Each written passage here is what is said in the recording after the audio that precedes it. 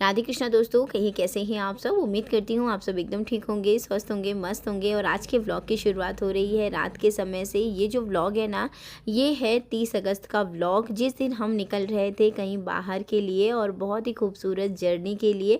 तो दोस्तों यहाँ पे पैकिंग वगैरह हो गई थी, बस थोड़ी मोड़ी पैकिंग चल रही थी क्योंकि बस अब जस्ट हमें निकलना ही था। और जाने से पहले मैं जाऊँगी अपने मम्मी पापा जी के यहाँ, यानी कि अपने सास ससुर जी के यहाँ, और उसके बाद अपने मम्मी पापा के यहाँ, जिनसे जाने से पहले हम आशीर्वाद लेंगे। और जाने से पहले हमें अपने बड़ों का आशीर्वाद देना बहुत ज़रूरी रहता है। तो यहाँ पे ना बस पैकिंग हो गई थी।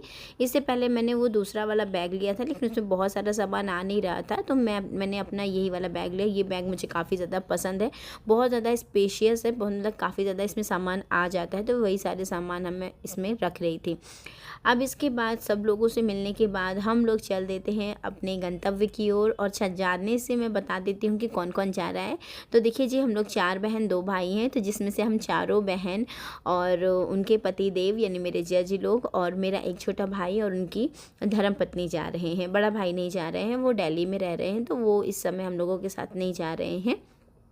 बस हम लोग इतने लोग जा रहे हैं, बाकी बड़े लोग कोई नहीं जा रहा है, लेकिन बड़े लोगों का आशीर्वाद हमने ले लिया है।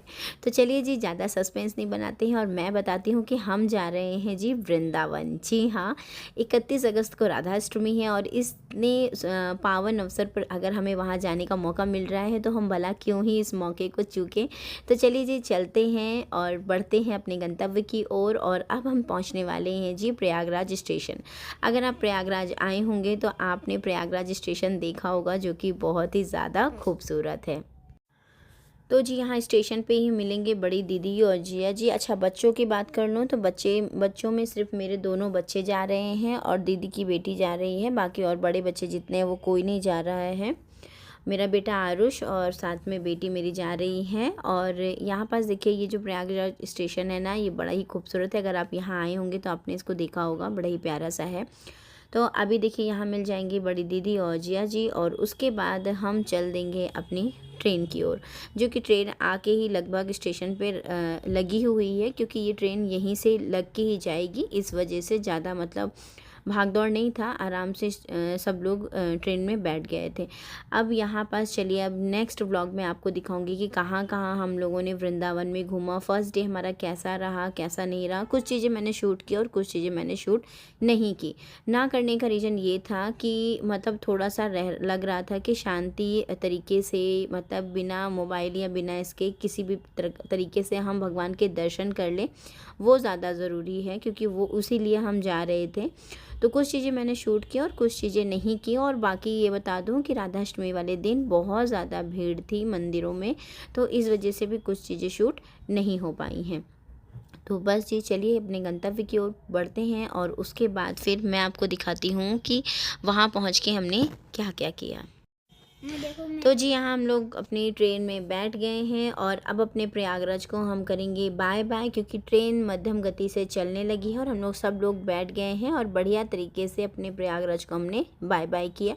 और ईश्वर से प्रार्थना की जिस काम के लिए हम लोग जा रहे हैं वो काम हमारा बहुत ही बढ़िया तरीके से हो जाए। तो चलिए फिर मिलते हैं आपसे मथुरा स्टेशन पे, यानी कि कल जब हमारी ट्रेन मथुरा स्टेशन पे पहुँच जाएगी।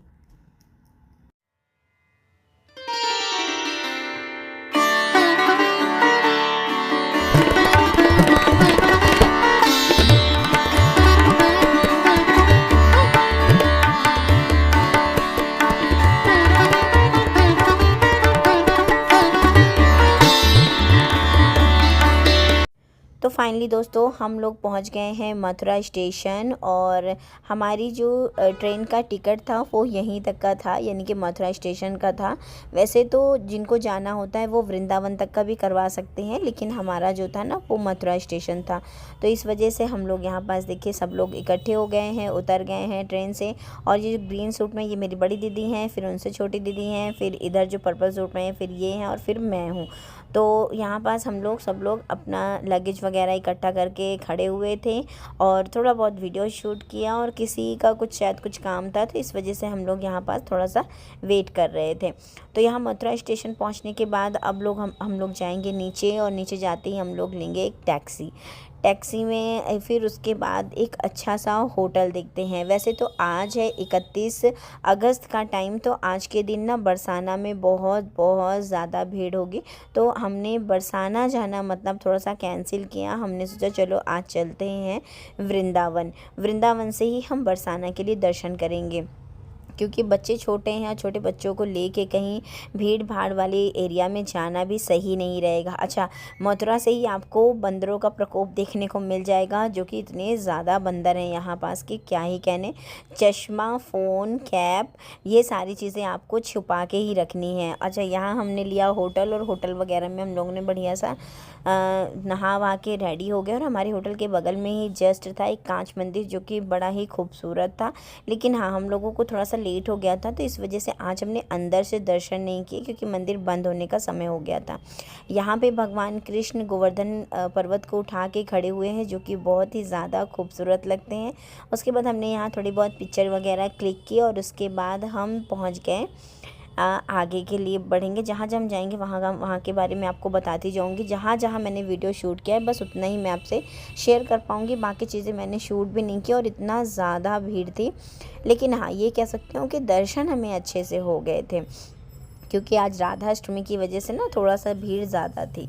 तो यहाँ आप देख सकते हैं, ये तो मंदिर बंद हो गया, लेकिन इसके बाद भी हमने इसमें दर्शन किए हैं नेक्स्ट डे आके, जो कि बहुत खूबसूरत था। और यहाँ पास हम पहुँच गए हैं निधि वन के पास। ये जो महल है ना, इसके पास आ गए थे। अब भाई यहाँ जो जो कांड हुए हैं ना, क्या ही बताऊँ। यहाँ जो बंदरों का तांडव था, जो बंदर चश्मे लेके भाग रहे थे ना, क्या ही कहने। अच्छा, ये था कि उनको कुछ खाने पीने की चीज़ दे दी जाए ना, तो वो दे भी देते थे, ऐसा नहीं था कि वो नहीं दे रहे थे। तो हम लोग यहाँ आए, और यहाँ के हमने 10 से 15 मिनट आराम से इन चीज़ों को देखा, और क्या क्या कैसे है, क्या बना है। और ये खैर ये गेट तो बंद था, क्योंकि हमारे आने का टाइम जो था ना, वो थोड़ा सा इस प्रकार से था कि हम दोपहर में पहुँचे थे, इस वजह से। और यहाँ पे बहुत ही खूबसूरत तरीके से ये चीज़ हुआ, और उसके जस्ट बगल में ही था निधि वन, और निधि वन का भी गेट अभी बंद था, तो इस वजह से हम लोग यहाँ आके थोड़ा सा रुके, और उसके बाद फिर निधि वन की तरफ हम जाने लगेंगे। अच्छा, एक दिन में हम निधि वन गए, राधा रमन गए, और उसके बाद राधा वल्लभ गए, और बांके बिहारी मंदिर गए। कई जगह मतलब एक दिन में ही हम लोग ने घूमा, और बहुत अच्छे तरीके से दर्शन किया। और यहाँ सब लोग राधे राधे राधे राधे भजन कर रहे थे, जो कि काफ़ी अच्छा लग रहा था। और थोड़ा देर हम लोग ने यहाँ बैठा एंजॉय किया सब लोगों ने, और उसके बाद फिर हम लोग बढ़ेंगे आगे की ओर। अच्छा, वहाँ से हम लोग निकलते हैं निधि वन के लिए, और निधि वन के रास्ते में इतनी भीड़ थी कि क्या ही बताया जाए। लेकिन हाँ, बहुत अच्छे तरीके से राधा रानी के दर्शन हो गए, लाडली जी के दर्शन हो गए। और ये जो निधि वन आप देख रहे हैं ना, सच बताऊँ, जितना हमने वीडियोज़ में देखा था उससे कहीं ज़्यादा खूबसूरत है। यहाँ के पेड़ों का कहना ही क्या।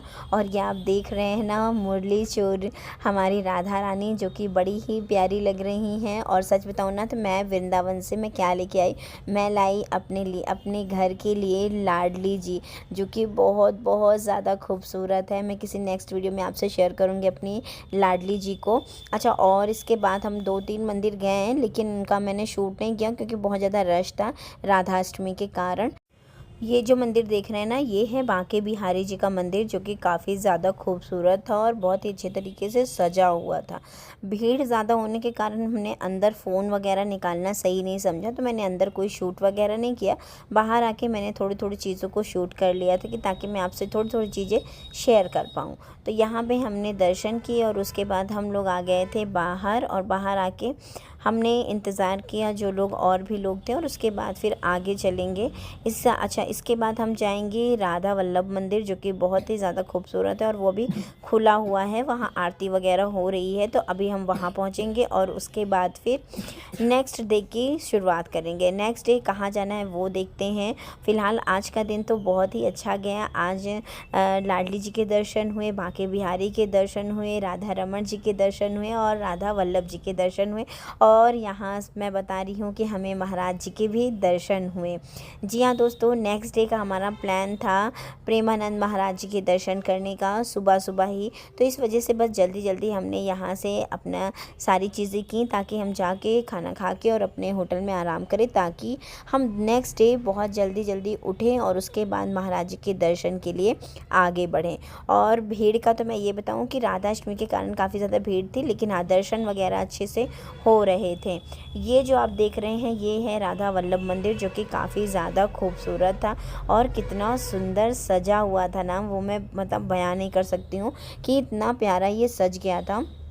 और इसके बाद ना पट बंद हो गए थे, लेकिन मंदिर वगैरह काफ़ी अच्छे तरीके से सजे हुए थे ना, तो लोग काफ़ी थे यहाँ पास।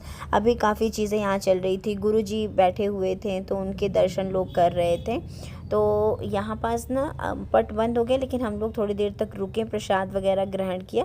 अब उसके बाद ये जो क्लिप आप देख रहे हैं ये है नेक्स्ट डे का क्लिप, भोर का क्लिप है। हम 2:30 बजे ही यहाँ आ गए थे, जहाँ से महाराज जी होकर गुजरते हैं ना, तो वहाँ पास।